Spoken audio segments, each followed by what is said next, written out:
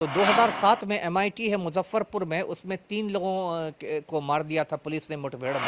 और तब ये जो मतलब है राजेश शर्मा, जो अभी जगदीशपुर के एसडीपीओ थे, इस समय ये मतलब वहाँ दरोगा थे, सब इंस्पेक्टर थे।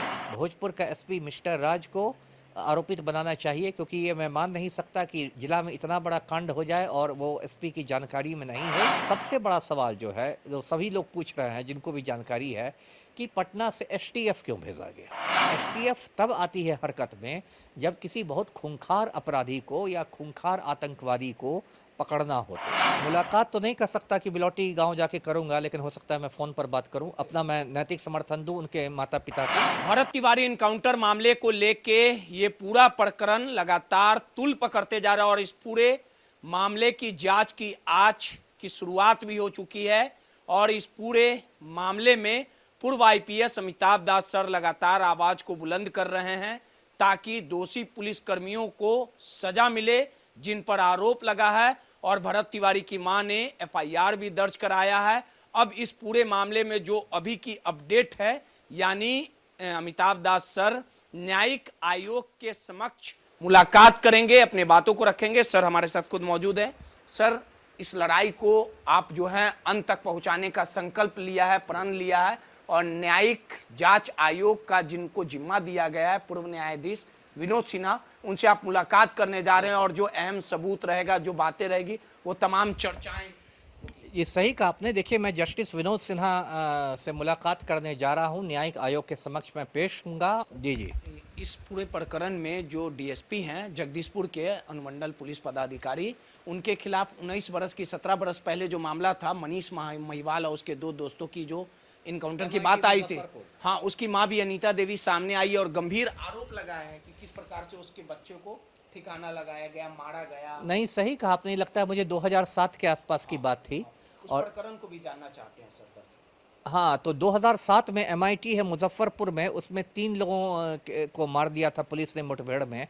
और तब ये जो मतलब है राजेश शर्मा, जो अभी जगदीशपुर के एसडीपीओ थे, इस समय ये मतलब वहाँ दरोगा थे, सब इंस्पेक्टर थे, जो स्थानीय थाना है। और वहाँ उन्होंने 3 लोगों को मारा था और उसकी वजह से बरसों तक इनका ये प्रमोशन भी बाधित रहा था। लेकिन बाद में जैसा होता है बिहार में, मामले की लीपापोती हो गई। फिर ये सब इंस्पेक्टर से इंस्पेक्टर बने, इंस्पेक्टर से फिर डीएसपी बने, अभी जगदीशपुर में फिर इन्होंने ये काम किया है।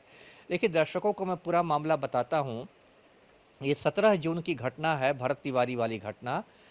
भोजपुर जिले का जो शाहपुर प्रखंड है, बिलौटी गांव की घटना है। भरत भूषण तिवारी 28 वर्ष का लड़का था, जिसको पुलिस ने निहत्था होने के बाद, पिस्तौल फेंक देने के बाद मार डाला।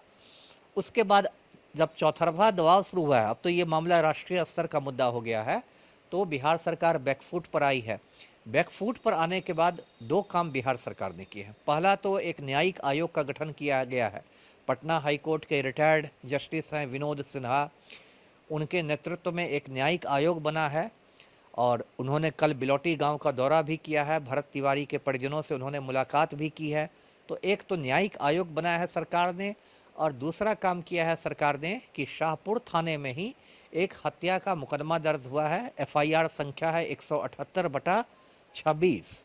और उसमें जो उस समय जगदीशपुर के एसडीपीओ थे राजेश शर्मा, और शाहपुर के जो थाना प्रभारी थे राजेश मालाकार, इन दोनों सहित 7 लोगों को आरोपित बनाया गया है। तो ये पूरा मामला है। लेकिन मेरा ये कहना है, ठीक है एफआईआर हुआ है तो उसका मैं स्वागत करता हूं, क्योंकि हत्या का मामला था तो हत्या मुकदमा होना चाहिए। लेकिन 2 लोगों को और आरोपित बनाना चाहिए। एक तो जो भोजपुर का एसपी है मिस्टर राज, उसका नाम है, उसके नाम में ही मिस्टर लगा हुआ है।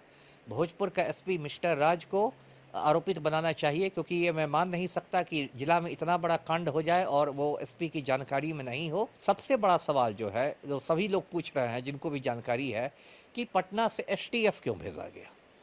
एसटीएफ का मतलब होता है स्पेशल टास्क फोर्स, जिसको हिंदी में कहेंगे विशेष कार्य बल। अब ये जो एसटीएफ होता है, इसमें कमांडो लोग होते हैं, विशेष रूप से प्रशिक्षित पुलिस वाले होते हैं। ये बिहार पुलिस की ही इकाई है। लेकिन एसटीएफ तब आती है हरकत में जब किसी बहुत खूंखार अपराधी को या खूंखार आतंकवादी को पकड़ना हो। तो अब भरत तिवारी खूंखार अपराधी तो छोड़ दीजिए, सामान्य अपराधी में नहीं था, उसका कोई आपराधिक इतिहास नहीं था, वो तो एक पढ़ा लिखा लड़का था। सामाजिक कार्यकर्ता था, सामाजिक रूप से सक्रिय रहता था, तो आपने एसटीएफ कैसे भेज दिया? और खबर है कि एसटीएफ के कमांडो ने भी उसको गोली मारी है। और जितनी मेरी समझ है, जितना मेरा सरकार का तजुर्बा है सरकारी सेवा का, पटना से भोजपुर दूसरे जिले में एसटीएफ बिना मुख्यमंत्री के आदेश के नहीं जा सकता है। जी बोलिए। और सवाल है सर, एसपी साहब जो ये मिस्टर राज हैं, ये रात के अंधेरे में बिना महिला पुलिसकर्मी के लिए किसी के घर में अंधेरे में घुस गए, भरत तिवारी के घर में, और जिस प्रकार से इसको लेके उसका भाई चंदन तिवारी ने भी सवाल उठाया है, दबाव कहिए क्या बात किए जाके हम अब देखिए, ये तो कोई मतलब कोई सर्च दिन में भी तो जा सकते थे। हाँ ठीक है, देखिए वो उतना बड़ा मुद्दा नहीं है, क्योंकि ऐसा नहीं कि कोई महिलाओं की तलाशी ली गई कि वहाँ महिला सिपाही का रहना जरूरी था, ये बात नहीं है। वो तो कहेंगे एसपी साहब कि मैं संवेदना प्रकट करने गया था, इसलिए दिन में भी जा सकते थे। जा तो सकते ही था। एसपी के पास हजार बहाने हैं, वो कहेंगे कि नहीं दिन में मैं दूसरे काम में बिजी था। वो देखिए उतना बड़ा मुद्दा नहीं है। मुद्दा ये है कि जो भरत तिवारी की हत्या हुई है उसमें एसपी कैसे छूट रहे हैं, उनको क्यों नहीं आरोपित बनाया गया? परिवार से भी बात करेंगे, मुलाकात करेंगे। मुलाकात तो नहीं कर सकता कि बिलौटी गांव जाके करूंगा, लेकिन हो सकता है मैं फ़ोन पर बात करूं, अपना मैं नैतिक समर्थन दूं उनके माता पिता को। जी चलिए, सीधे तौर पे पूर्व आईपीएस अमिताभ दास सर थे, जो बारीकी से बता रहे थे कि किस प्रकार से इस पूरे प्रकरण में कैसे षड्यंत्र और सुनियोजित तरीके से भरत तिवारी का फेक इनकाउंटर किया गया। सहयोगी मुन्ना के साथ रोहित, माई पीडीएस समाचार, पटना।